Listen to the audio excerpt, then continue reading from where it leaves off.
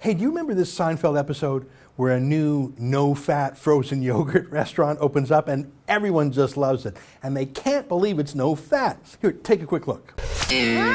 Fantastic. I told you. How good is this? It's good. How good? Very good. I know it. They put real blueberries in it. Real blueberries. What kind did you get? Coffee, and they grind up the coffee beans and put it in. Let me taste that. Huh? Huh? Que rico. Suave. And it's non-fat. How could this not have any fat? It's too good. Now, I'm going to get back to that frozen yogurt thing in a moment, and you'll see why I mentioned it. But in the meantime, can I tell you about a huge scandal in Europe? Volkswagen has been found cheating on its vehicle emission tests. Here's what I mean. Volkswagen claimed to have low environmental emissions on its cars, specifically its fancy diesel cars called TDI, or turbocharged direct injection. That's their own technology. That's their brand too. These TDI diesel cars aren't cheap. They're German imports to begin with, and they were this fancy low emissions diesel engine, so they were the perfect vanity car for drivers who want to show off how eco-friendly they were. I don't know if you remember, but in the 2008 Canadian election, these Volkswagen low-emission cars became an election talking point. Seriously, Stéphane Dion, the Liberal candidate, as part of his carbon green shift, said we should all buy low-emissions cars like the Volkswagen TDIs to save the planet. The fact that they're expensive, I mean really they're luxury cars, made them an impractical policy proposal for Dion, but that's exactly why these cars were loved by fancy pants. They were fancy, being German imports, but at the same time they showed how deeply their owners truly cared about the world. It's like people who are gluten-free, they just have to tell everyone about it.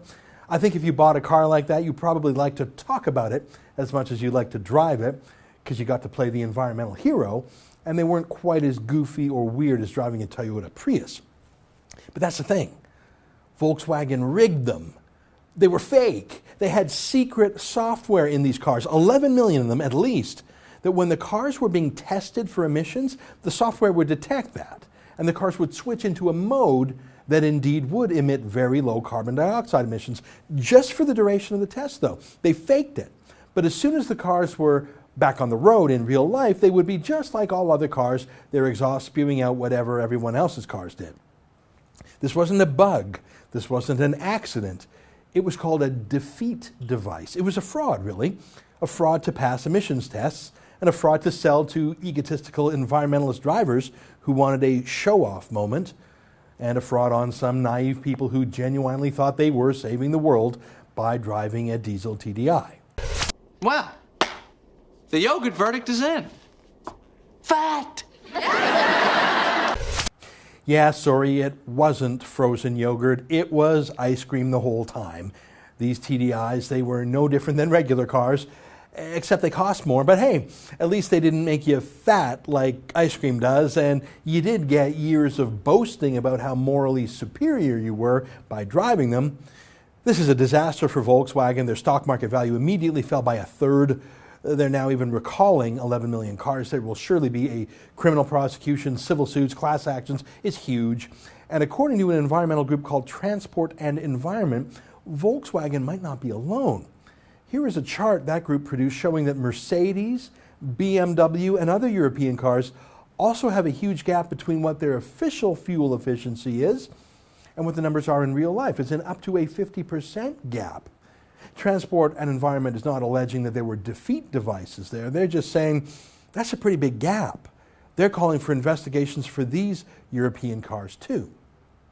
So when we know Volkswagen lied about emissions, especially carbon dioxide emissions, and maybe others lied about fuel efficiency, this is interesting for a number of reasons. The first is that Europe, especially Germany, is often held up as an example of how we should be living here.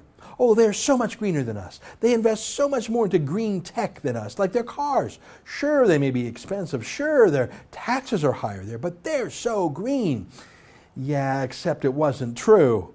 The second thing is how goofy the whole exhortation is. It was always sold as a show-off thing, a political thing, not as a real thing. I mean, carbon dioxide emissions, they're harmless. It's not real pollution like smog or sulfur dioxide or something. It's carbon dioxide. It's what you and I exhale when we breathe.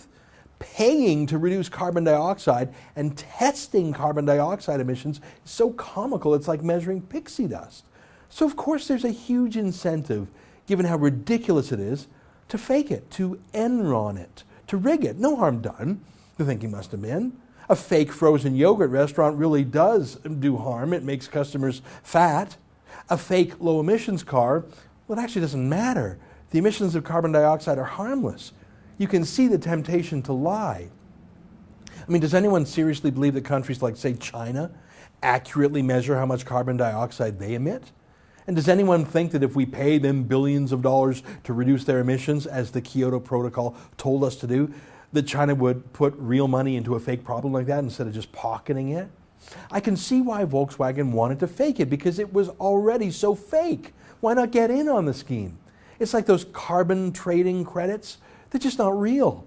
So Volkswagen are revealed to be liars, frauds, profiteers, and maybe a lot of other European car companies too. These companies are the pride of Europe.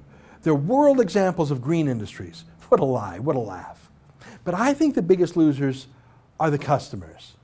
Not because they actually care about a puff or two about carbon dioxide, but because, like the gang on Seinfeld, they actually preferred the illusion to the truth. Thanks a lot. I hope you're happy. It had fat in it. It's not good for you. I don't care. It was good. I was enjoying it. Had to interfere. Couldn't leave well enough alone. I can't eat this.